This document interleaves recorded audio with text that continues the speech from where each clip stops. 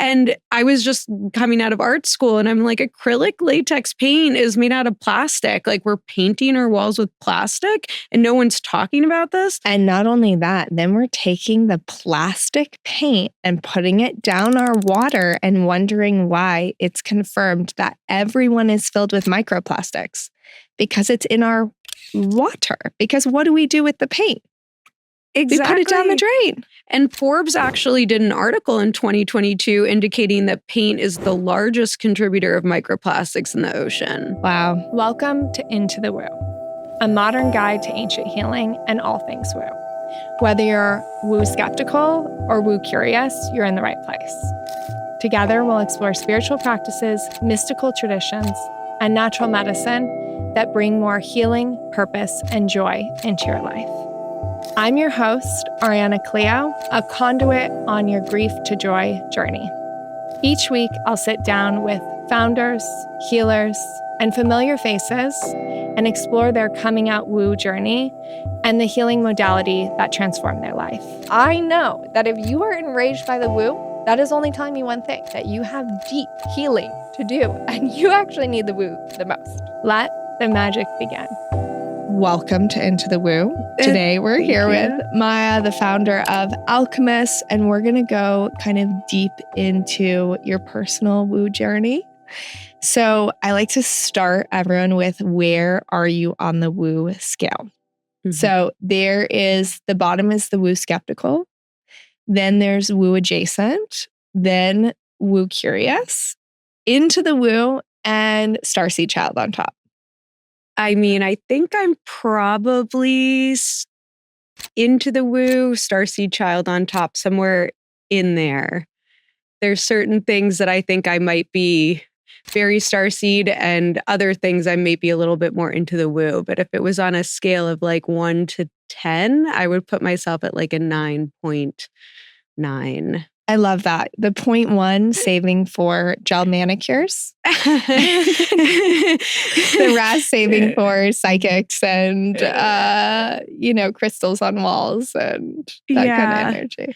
Yeah. I mean, in truth, like when you say starseed child, I'm thinking more of like the people that I know that are like, oh, like Plutonian and things of that nature, which I haven't totally explored. So I give myself a little bit of space to like authentically align with some things that are in this community that I haven't yet really discovered authentically on my own. And yes, I do think it's about balance. There are the occasional, the gel manicures. I obviously get my hair highlighted. So there's essentials. You can't be woo on everything. Yeah. So you have to pick and choose.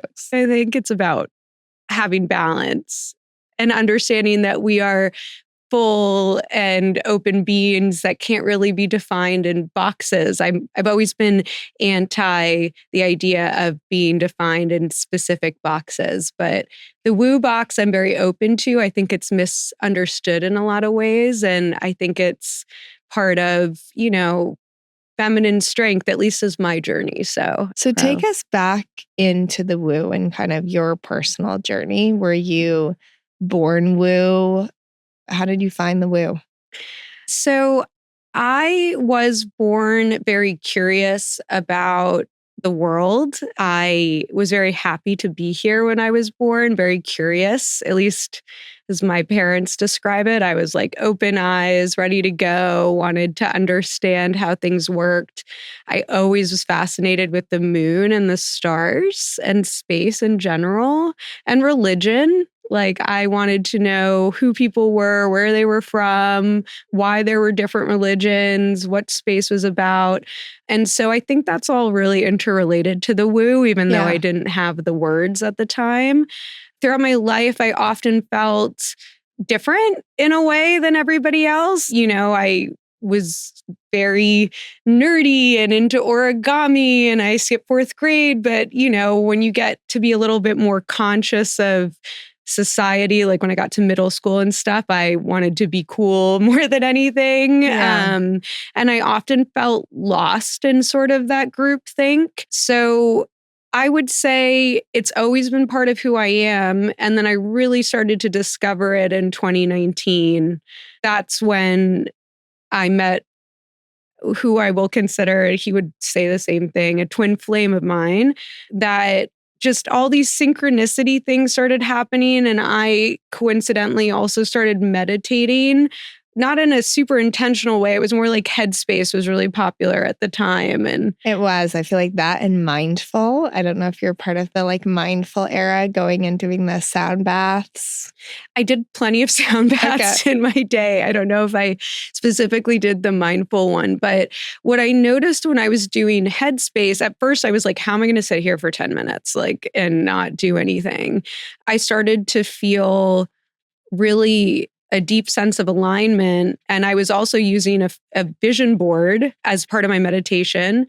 And then there were all of these signs where I would be thinking about something and seeking answers, and they would come. And so I noticed this two-way dialogue with the universe that was really profound for me and my life experience at that time, which gave me an interest to go deeper into that. And that was the year I had my first plant medicine experience, the year I did a summit series, the year that I went to Burning Man. It was like a really expansive year for me. I remember being at Summit, and it was a wellness-oriented summit in Powder Mountain. The CEO of Calm was there. It was like 50 people. It wasn't a ton of people. And a psychic intuitive that was there came up to me, and she's like, "You're the most expansive person here." And I was like, "I don't think that's possible. Like, some of the people here are doing incredible things." And she's like, "Well, it's not necessarily about what they're doing at this time. It's about how open your energy field is to take it to the next level." And I still think about that sometimes, because I do think, since, there's been huge steps in what I've been able to manifest relative to that time. But the dialogue I was having with the universe in 2019 was very much I would ask a question and immediately get an answer. And I almost haven't been able to get back to that level of direct dialogue in a way. Can you take me back to the plant medicine journey? I think one of the things that's really interesting about the woo is most people who come onto this show and are into the woo have had this profound plant medicine experience. Were you always curious about plant medicine, or going on these, I should say, shamanic journeys, not necessarily just taking weed or taking mushrooms in your home, but really going into these whether it's mushroom or ayahuasca or, peyote, these deep indigenous plant medicine journeys? I mean, I would say strongly no. I was very anti for a lot of reasons, mostly from a health perspective. I mean, to give a context into my career prior to Alchemist, it's really been a journey, but I worked on Wall Street, type A, suits and stuff. I never would have thought I was going to go to Burning Man, as an example, or do plant medicine. I mean, I remember being younger, going to Ibiza and trying some psychedelics and stuff, and I would faint anytime I tried to do a psychedelic drug. So what I didn't realize at the time, and I think is really important for people to understand about some of these medicines, is, they open up your energy field tremendously, and setting, which is, a common conversation around MAPS protocols and people who use this stuff in a medicinal way, was not something I totally understood.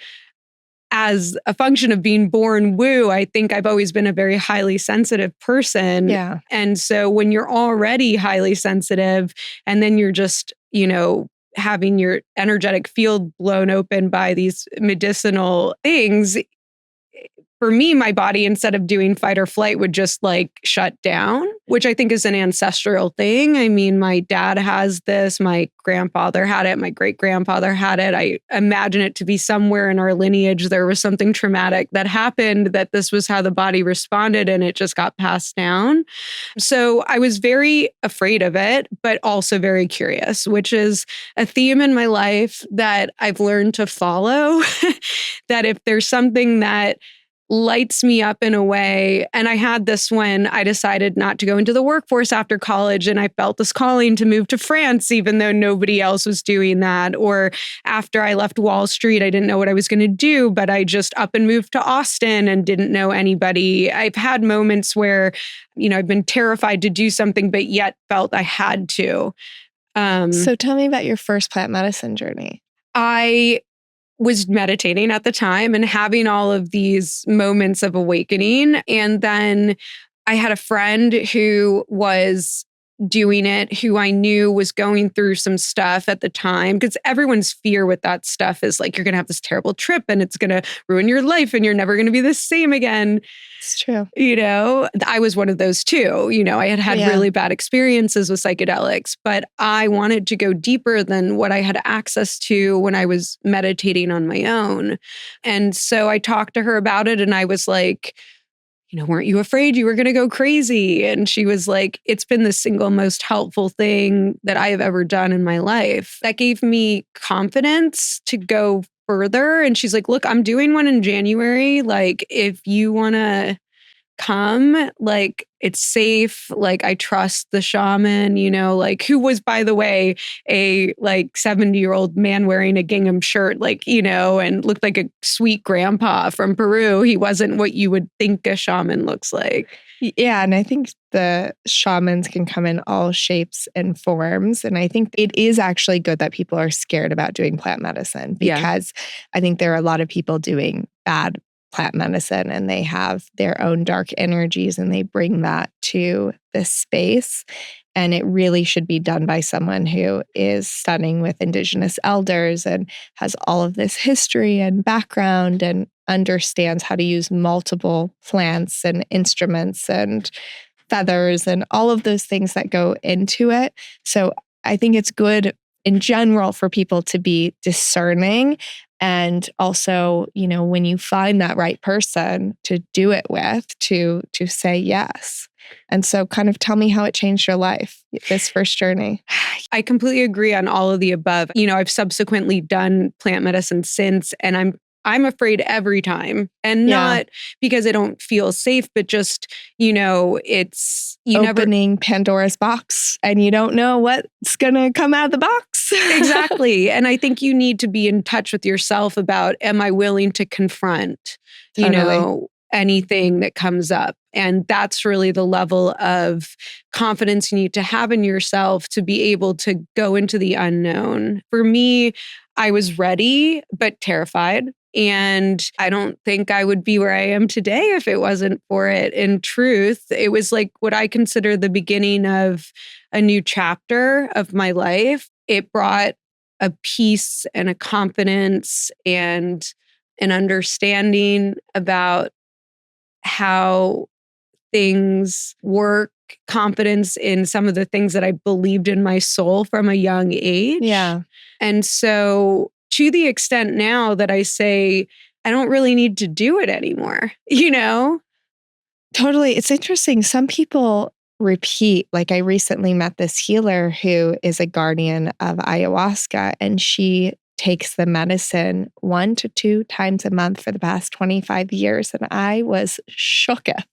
I was like, who has that much energy to do that? I'm like, once a year, once every few years, you want to, excavate your soul, but, definitely not twice a month. I mean, obviously, I have a deep relationship with some of the people that I've taken medicine with that do it more regularly and facilitate very regularly. And I, too, have a lot of reverence for the amount of energy and the amount of love and the amount of protection and discipline that you need to have to be able to really hold space for people, to put your energy into the world in such a raw way like that. It's no small feat. There's a reason why there's ancient lineage for this stuff. Totally. Now, tell me about, because I know that you met your co-founder in a ceremony. So tell me about that. Did you guys, when you're in ceremony, you also communicate with each other on like a vibrational level? I don't know how to describe this, but like every ceremony I've done, every single person in the room or like the owner of the land comes into my journey.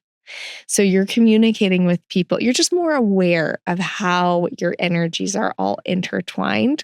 But did you both come up with the vision of Alchemist during this journey? Or how did that create what's now known as Alchemist?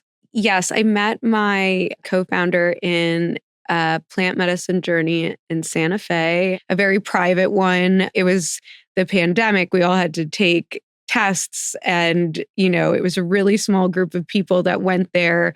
So we met just as friends. I mean, my business partner is an amazing woman that I look at almost like a sister or somebody that I've known in many lives, like a soulmate in a way. And there have also been confirmations from the universe that are crazy about that.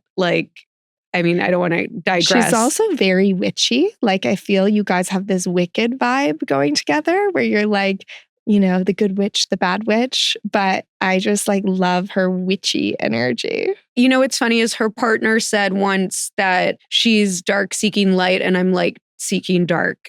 I love that. Yeah, I thought it was really accurate. She definitely looks witchy.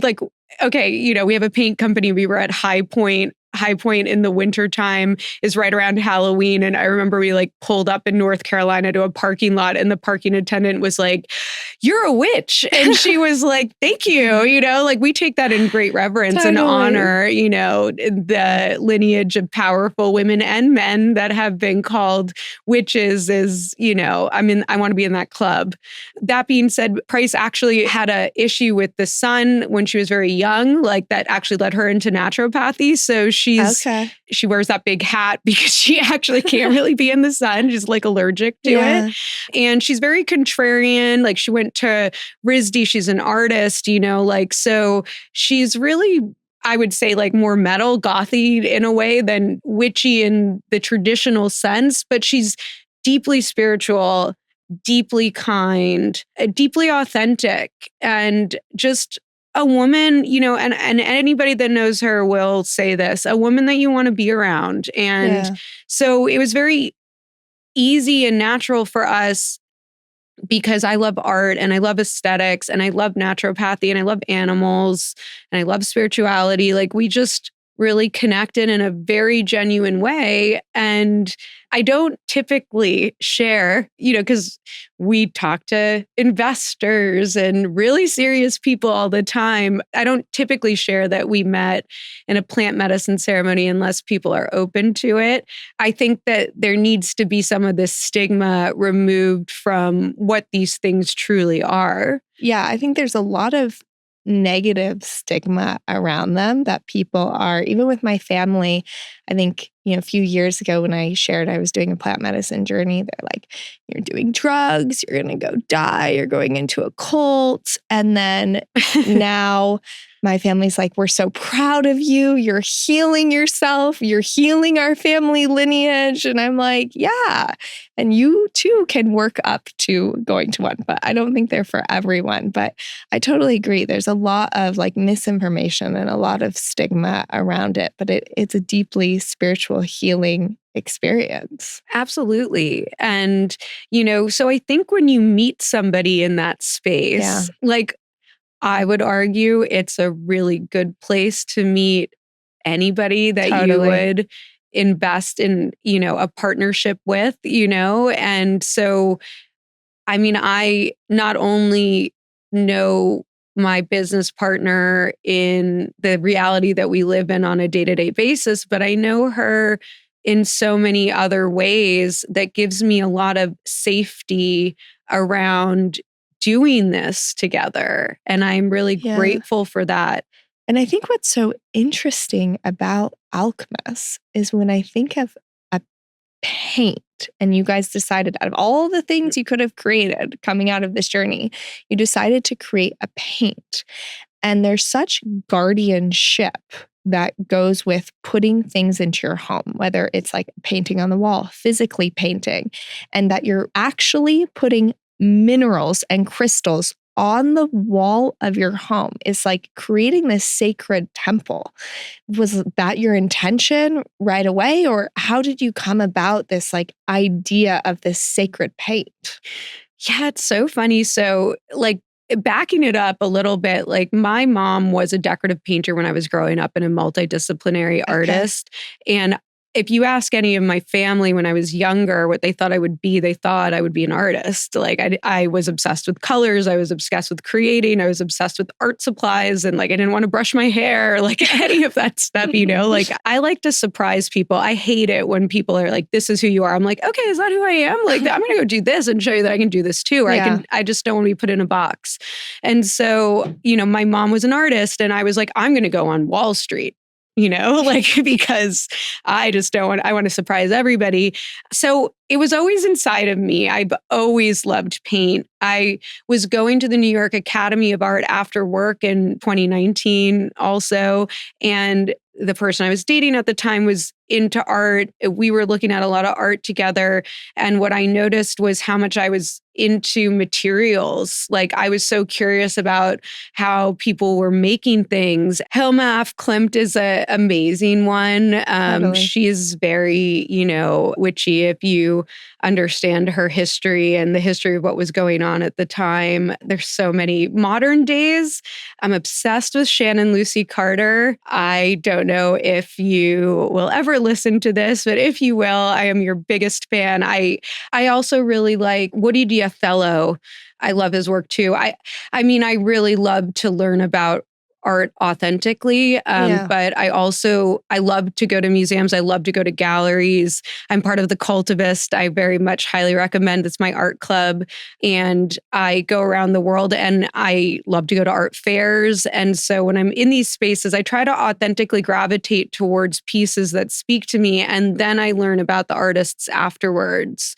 I mean, through my art club, I'm so blessed because we get to also learn about pieces like Edward Hopper, you know, like I objectively would not be like, oh, I love Edward Hopper. But once you learn about his work, then you're like, wow, this is like mind blowing. Anyway, I could talk about art all day. No, I love that. My grandma's also a painter. So I'm like from a deep lineage of artists. And so I also love painting and art.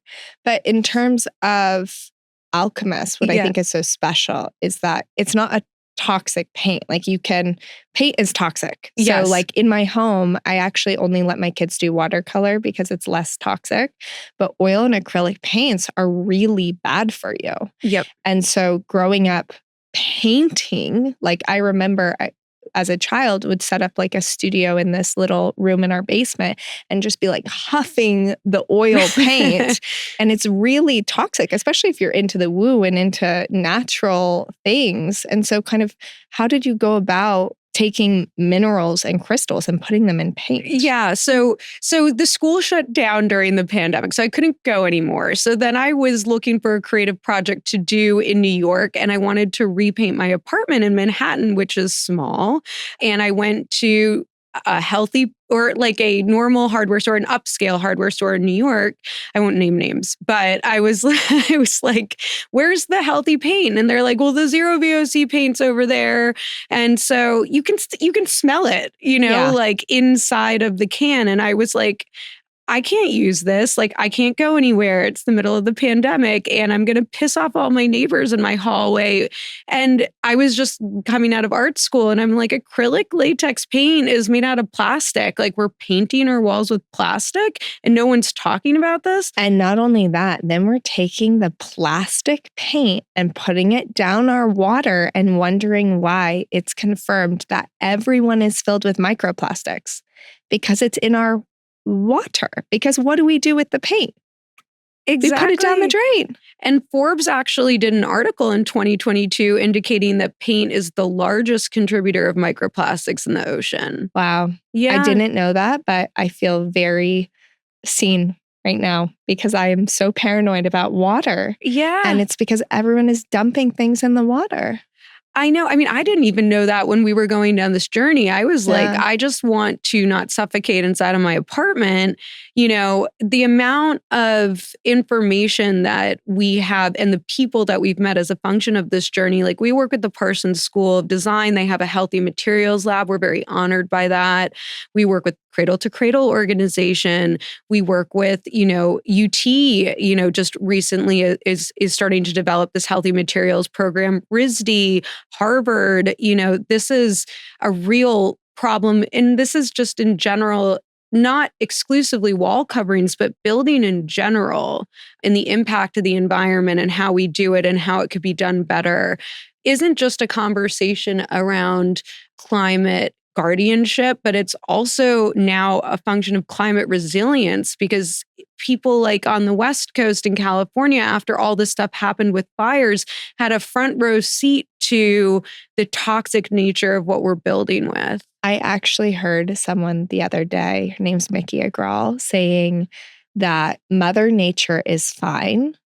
The earth is fine. Right now, she has a virus and we are the virus. And that is why the temperature is up.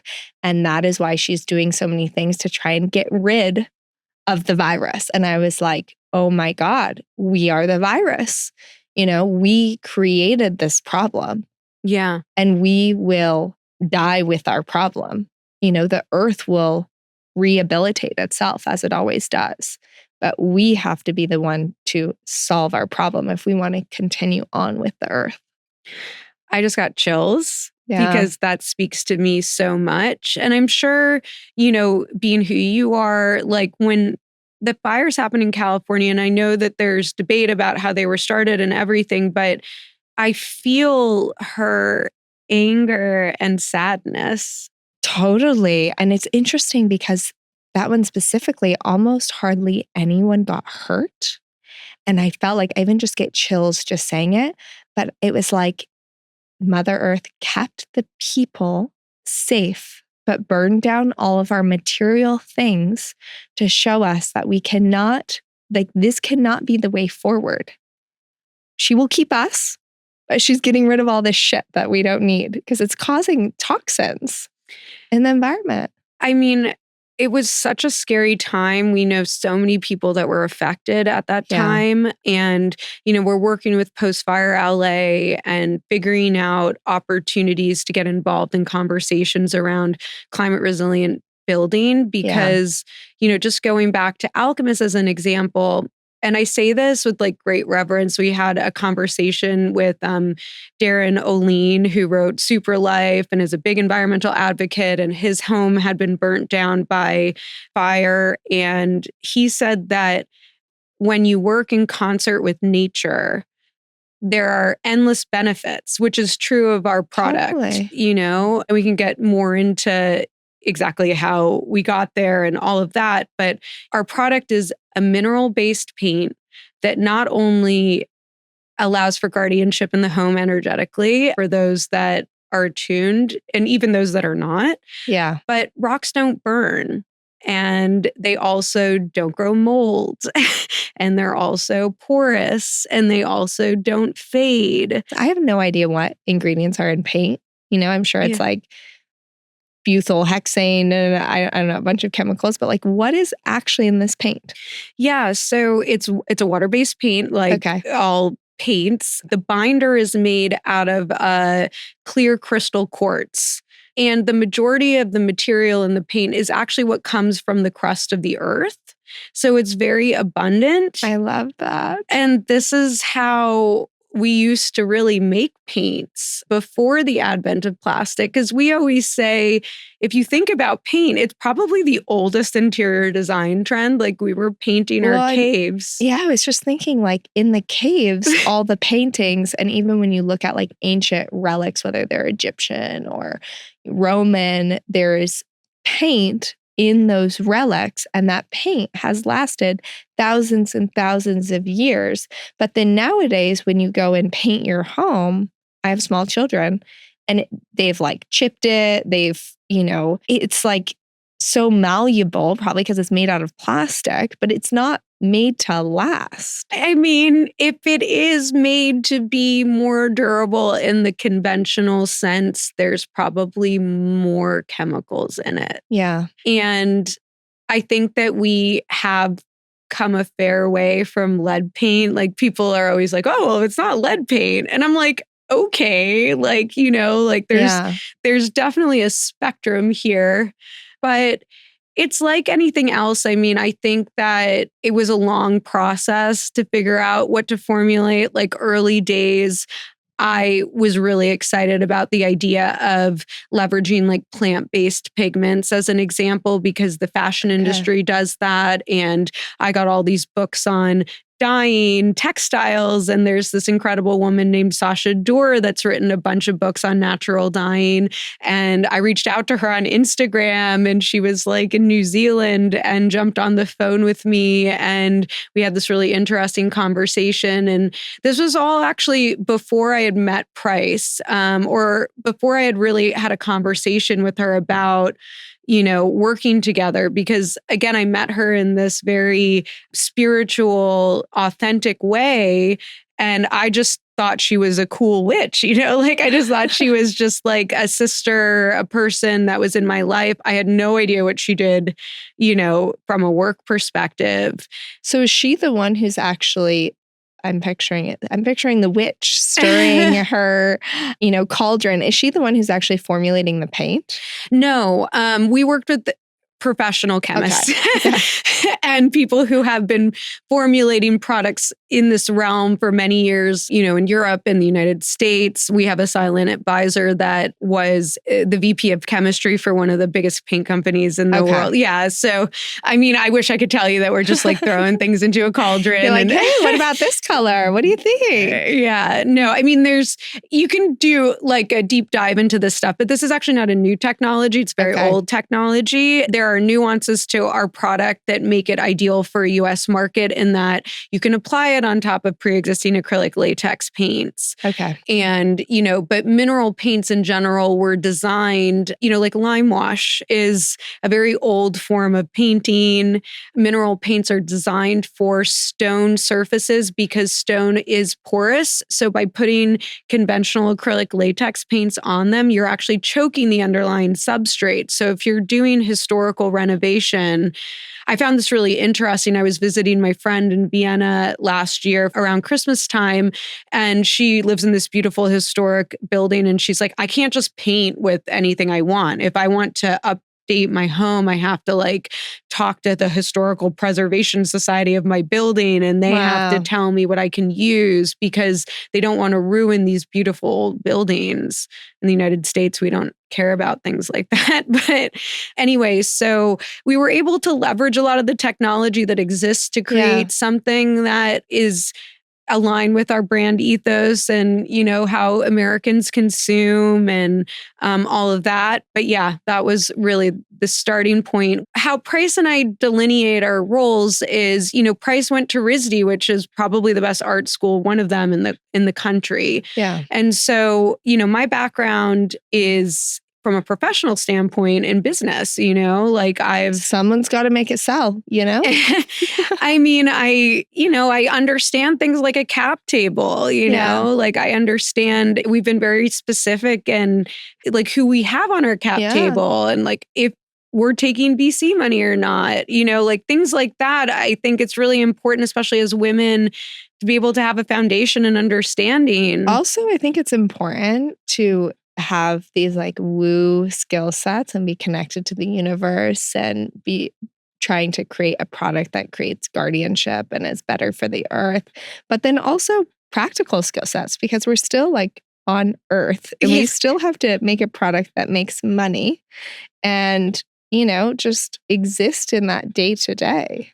Absolutely. And that's, I think another point about the concept of woo is like people that are practically oriented and curious. Like I'm saying, I covered the biggest hedge funds in New York. Like for anybody that's into the woo nowadays that knows me from back in the day, it's funny because like, some of my old clients like I've run into and stuff, and they're like, what are you doing now? And I'm like, I'm making paint. And they're like, okay, that's different. And again, my woo journey is what like brought me back to who I truly am. But I'm grateful for these skill sets, because I go into a room and I'm often underestimated, as like women are, no one would have any idea. Yeah. Like, and I just, I'm grateful because I think that gives our investors a lot of confidence. Totally.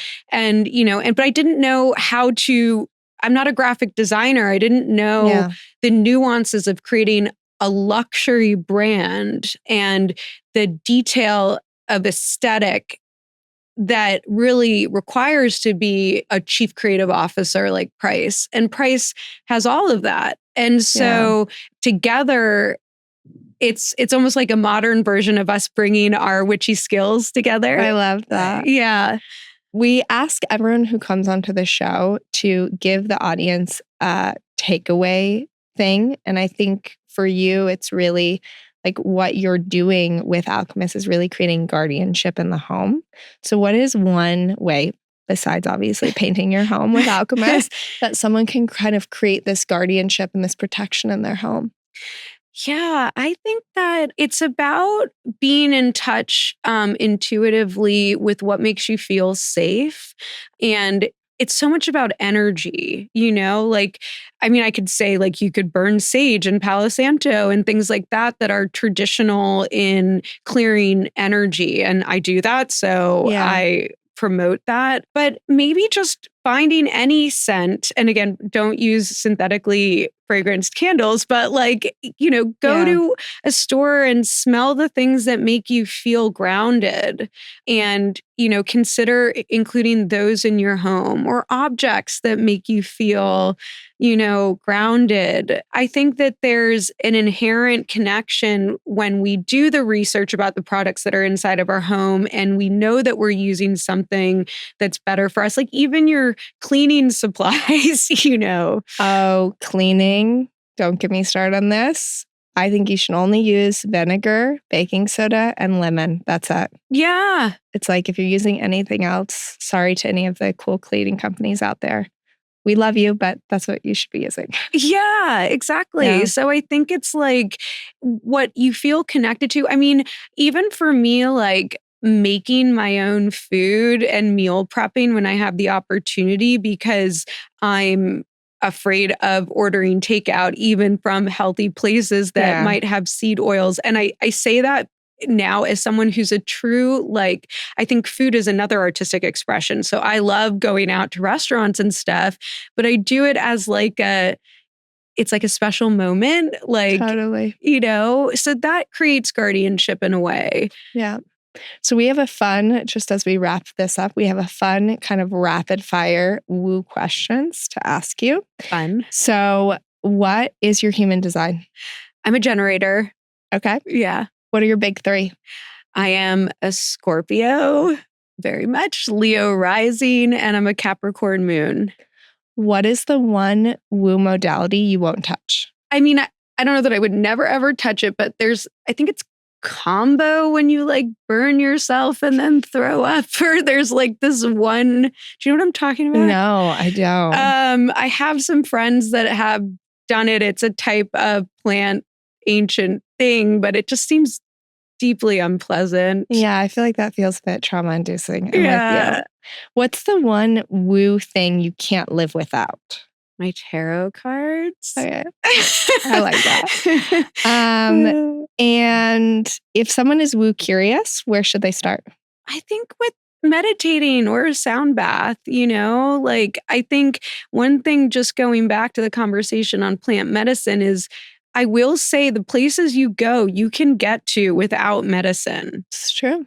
And so that I think is important to highlight for people, because if I could sit like in a boot, I've had moments too where I'm like, okay, now I understand some things, like this superficial world that I live in. Like, why am I here now? Should I just go give my life to becoming a monk or something like that? Yeah. Then I'm like, no.